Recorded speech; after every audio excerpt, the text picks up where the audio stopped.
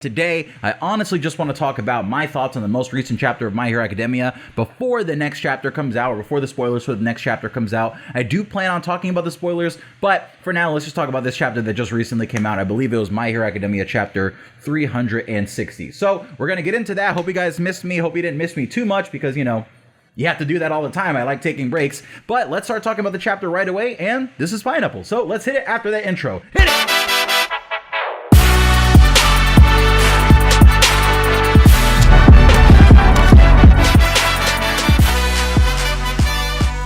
So My Hero Academia chapter 360 started off with us seeing Shigaraki pretty much going up against Bakugo, right? And not in the way that it was last chapter, where Bakugo and Shigaraki were fighting each other and everything. This week it's more so Shigaraki tearing Bakugo apart, right? Shigaraki gives us that line before about Bakugo being the closest to Deku, right? Pretty much being the person who it would be the most effective for him to hurt and tear apart so that Deku can rage and go crazy and kind of lose sight of whatever plan that they have in effect together when he gets there to the battlefield, right? Which I think is a very, very smart and effective strategy. And I definitely do think that comes more so from the sort of all-for-one side of the all-for-one slash Shigaraki situation going on right now, because all-for-one is that very kind of cool, calculating, oh, okay, I know exactly what you heroes think. You know what I mean? I know that if you heroes have a plan, if I piss off the right person or the right key member of your team, I can destroy the whole plan. And once the plan falls apart, you guys are going to have a really, really hard time adapting to me and everything that I can do. And pretty much Shigaraki, I think, is just trying to get some sort of situation here where Deku and him can fight and he can steal one for all from Deku, right? While also trying to get free from Monoma and Aizawa's version of erasure. So I definitely do think that is going to be the plan, to try to goad Deku into fighting him one-on-one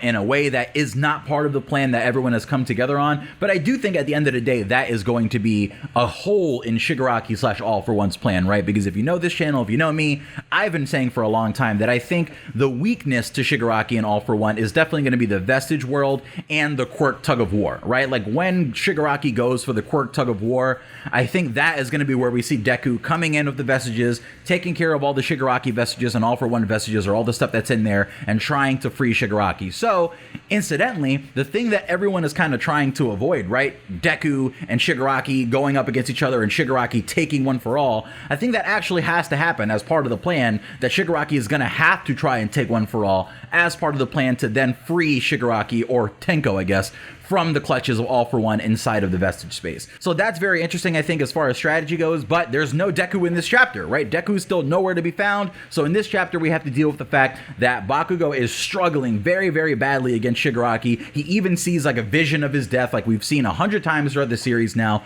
whenever Shigaraki or All For One is involved. We saw it with Shigaraki fake decaying Bakugo and Deku back during the war arc. We saw it way back when All For One was first shown off, and that just shows the kind of power and the kind of like fear factor that Shigaraki and All For One bring in with the kind of things that they're able to do. And speaking of the fear factor, in this chapter, we definitely see some very, very creepy and scary things that Shigaraki is capable of. It starts off with us seeing Shigaraki picking up Bakugo by the neck and pretty much showing him, hey, this is what I could do to you. You know what I mean? Like, not in like a telepathic way, but Bakugo pretty easily, from Shigaraki's words, got a very, very vivid picture in his head of what could happen to him in just 1 second if Shigaraki decides to grow all the fingers out from his arms on the hand that he's using to grab Bakugo. But the scary stuff in this chapter really starts off when we see Nejire and the other big three members going up against Shigaraki and trying to hit him. And Shigaraki was definitely in his full villain bag in this chapter, making all sorts of crazy smiling faces, putting Bakugo in the way as like body armor for himself and stuff like that. Just having a blast,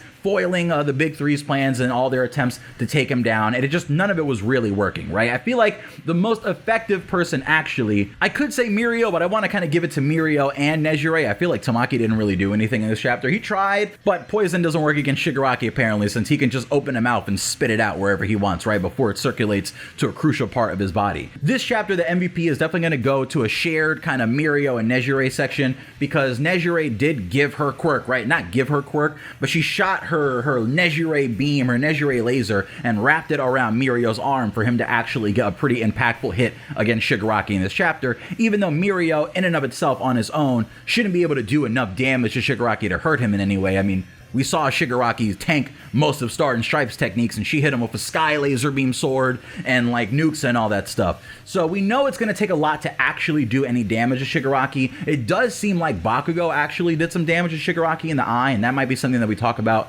before the end of the video, but Shigaraki starts making like hands and mouths and fingers and stuff everywhere, and I find that very, very, very reminiscent to the All For One versus Nana Shimura battle, right? Like, All For One took on Nana, pretty much standing there on the flotilla or whatever they were on, and everything around them was changing to hands and mouths and feet and body parts and stuff like that, and it was really horrifying. And ever since I saw that, I've been asking to see the All For One body horror quirk, which is what I call it, right? And now this is kind of like a different form of that. This is Shigaraki managing to do the same thing feet-wise, but it's coming out of his body directly, right? He's actually changing himself. It's not like he's changing the a light pole next to him into hands and feet, or making hands and feet and legs grow on that kind of stuff. It's just growing around that kind of stuff, stemming from his body, which I think is really awesome. So we do see Mirio end up saving Bakugo in this chapter, getting him away to safety, and then diving in to have a little conversation with Shigaraki. I think this is a very long time coming, actually, because Shigaraki and Mirio haven't really had a lot of time to interact with each other, but we know that, you know, as the person who probably could have had One For All right now in this moment, Mirio,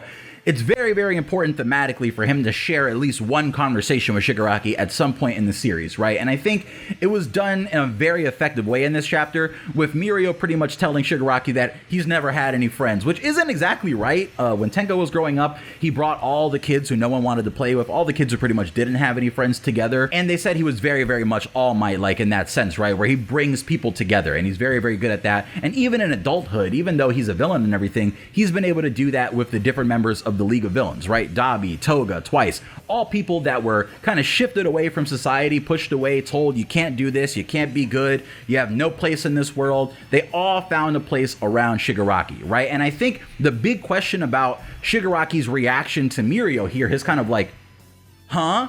That everyone feels like is Tenko or Shigaraki's actual personality poking out for a second, where this Mirio conversation could be the catalyst. I think the big thing in that, and the question that I have, is going to be, is Shigaraki thinking about Twice and the others, right? Like when this is happening between him and Mirio. Because we never saw Shigaraki's reaction to Twice passing. All this kind of All For One stuff started taking place around that time, the personality switching. So I do think this could maybe lead us to an interesting development with Shigaraki finally accepting and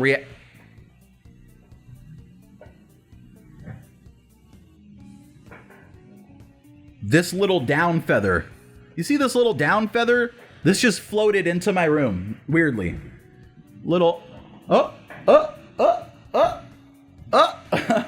It's the cutest little down feather. Look, it's still kind of furry. Wow. I guess that's good luck, right? Does that mean I'm free? Am I free? But yeah, really good stuff in this chapter of My Hero Academia. I like the importance of Deku, right? I like feeling like we've come this far in the series. All this stuff has happened, and now we're finally at the place where people are fighting, waiting on Deku to get there, right? Waiting for him to arrive and actually make a big difference in this arc. So before I think we're going to see that, because Deku does seem like he's dealing with his own problems over there, we're going to cut back to the end of the chapter where Best Jeanist is like, hey, Bakugo, don't feel bad. You know what I mean? Let me fix your arm. Don't feel like, you know, this is the worst thing ever. It's okay. This guy Shigaraki's a monster. There was really nothing you were going to be able to do anyway. Don't worry about it. Let's get on out of here, or, you know, we'll figure out something later. For right now, let's take a break. And Bakugo is just like, just intense, just sitting there like, okay,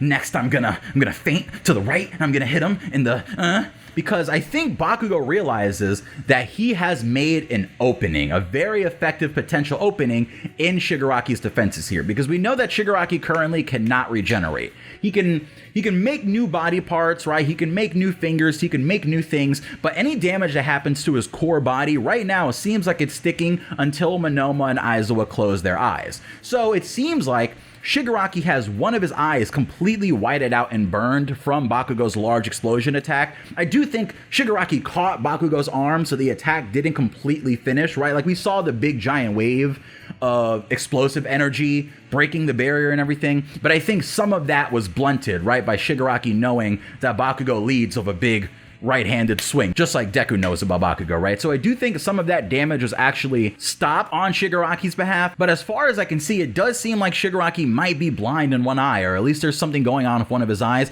and that might give them an opportunity to kind of get into his blind spot in a way, right? Until Shigaraki starts making eyeballs, because this chapter we saw that he could start making mouths instead of fingers. He was making fingers before. I think the next thing is going to be like full appendages, like arms that can grab things, or legs, or eyeballs. I think would honestly be the closest thing, just so you could see everything on the battlefield and doesn't have to worry about blind spots. But I really like this because this genuinely feels like a boss battle. It feels like people are going up against Shigaraki. Everyone's trying to figure out what's going to stick, what's going to land, what's going to work. And every time they figure out something that's going to work, they are able to do something here or there or keep him busy. But then he adapts to it and keeps growing and keeps getting stronger. And again, this is all taking place on a weird sort of countdown, right? Because there's going to come a point where Aizawa and Monoma each are going to get blocked off by something where they can't see Shigaraki. And at that point, all these hands and all this stuff everywhere is going to be a real problem if stuff starts getting decayed, or other quirks start coming out, or quirks start getting stolen, or anything, right? Because technically,